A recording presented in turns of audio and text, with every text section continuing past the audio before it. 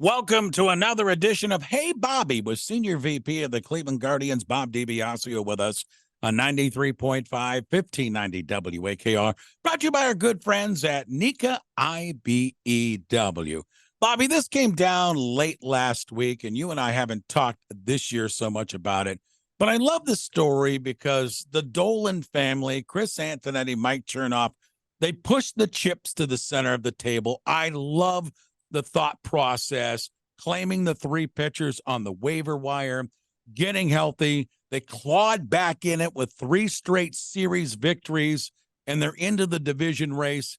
And instead of just saying, okay, we played hard, they're going for the division crown. And for anyone who has doubted what the Dolan's fan attitude is, you can see they're not only owners, that they're fans. And I thought, Bobby, you could take it and run with it from there, because I thought that was exciting when that came down last week with those waiver wire claims.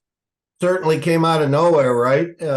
Nobody thought that we would add 3 pitchers to the mix. Certainly the other night that Lucas Giolito didn't quite do what we were hoping he could do. You know, in his previous starts against Minnesota, he had only allowed 2 runs in 18 innings. A guy very familiar when he pitched with the White Sox, very familiar within the division facing the Twins. So we thought we had a little bit of an ace in the hole, and it just didn't go our way. Their hitting shoes were on, and it was a crazy night at the ballpark. David Fry pitching 4 innings and topping out at 56.5 miles an hour. It's not what you were expecting in game 1 of that series. But in terms of, you know, making moves to add Matt Moore and Ronaldo Lopez to our bullpen, I'm sure when Chris went to Paul and said, you know, this will add a little bit of money to the salary structure, something that we think is going to be helpful, Paul, way more often than not always says, whatever you think. He lets his baseball guys do the work, and he's there to support them. You know, in their 23 years of owning a baseball team in Cleveland, they have the 9th best record, win-loss record in all of baseball, and the 5th best in the American League. So I think that little statistic there should at least show people that we're serious about wins and losses. And especially the last 10 years, we have the 4th most wins in all of baseball. And that doesn't happen without ownership providing every resource possible to its baseball operations group.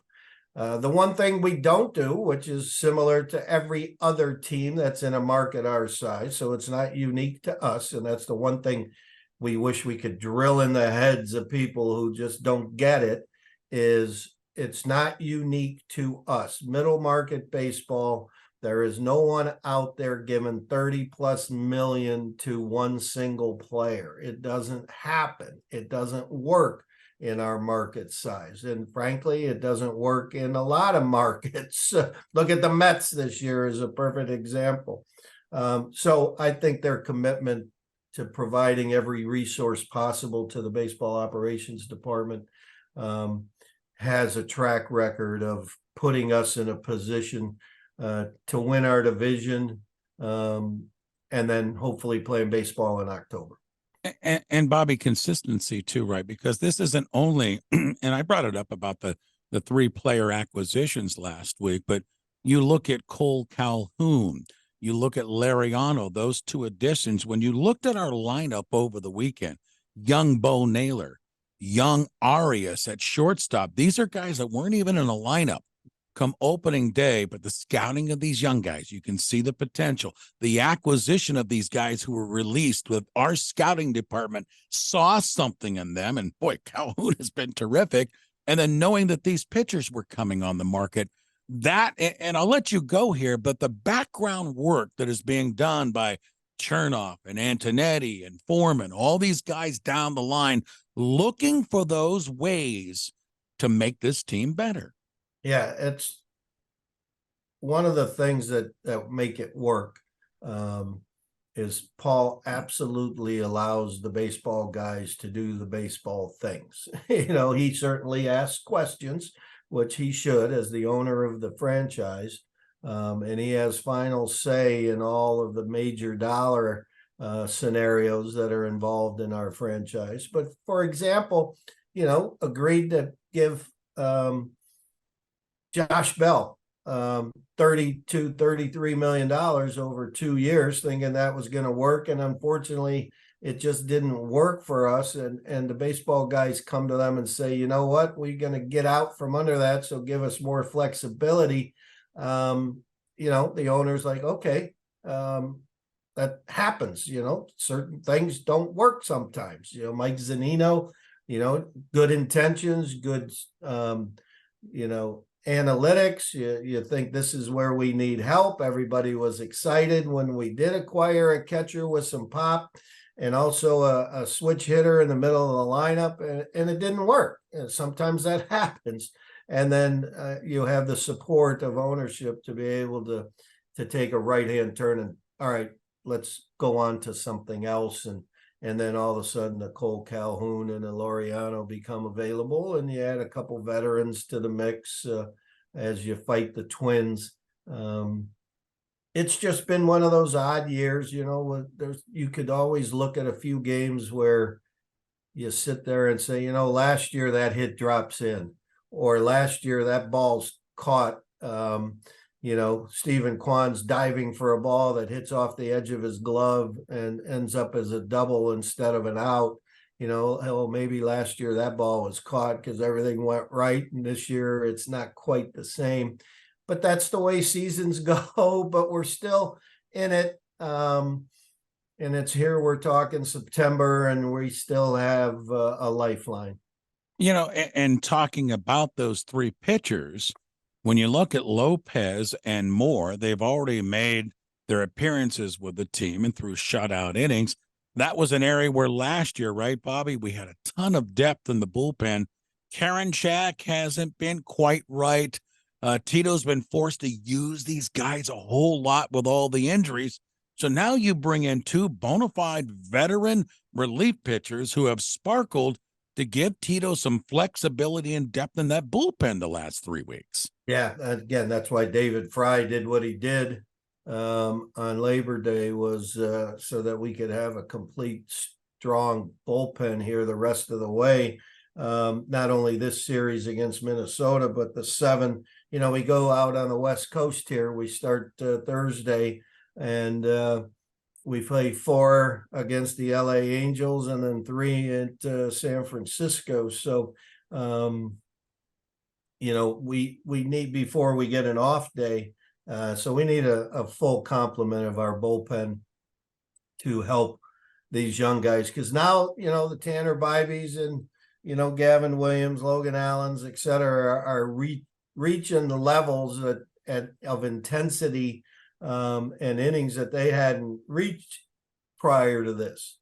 So we need to keep an eye on them and make sure our bullpen is healthy. But adding 2 guys like that,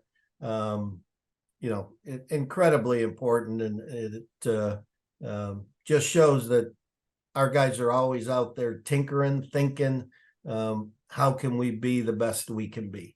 Tinkering is a good word. Tinkering for sure. Hey, before I let you go this week, do you have any information at all on Triston McKenzie and Shane Bieber? We're starting to get into September here a little bit. Have you heard any updates on their progress? Yes, they're going to be in Lake County.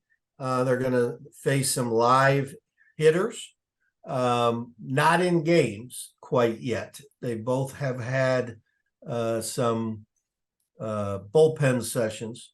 But they're going to head over to Lake County, and some of the Lake County captains are going to get in the batter's box in a scrimmage kind of sort of scenario. So not in a rehab game. That's going to be the next level that they get to. but they're going to face some live hitters, live batters to both of them to see where they're at. And at that point, again, if there's any way possible, and we're sort of running out of time because their rehab obviously is going to have to be at the minor league level, and minor league seasons are sort of coming to an end here shortly. So that timing is going to be very interesting. I think both of them would absolutely love to get on a mound and compete in a game, especially at the big league level if they can. That would just help their mindset in the offseason tremendously. Another edition of Hey Bobby with Senior VP of the Cleveland Guardians, Bob DiBiasio, taking time to join us this week. Bobby, as always, thank you for carving out the time with us on WAKR. We'll do it again next week, my friend. Thank you, Ray. Have a great day, buddy. Go Guardians.